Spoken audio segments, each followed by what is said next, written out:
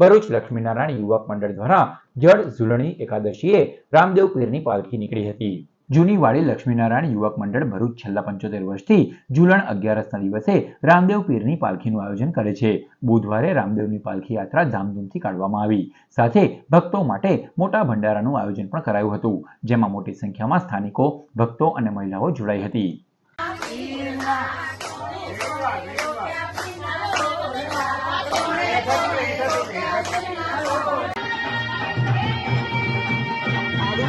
Hola, el Facebook, no,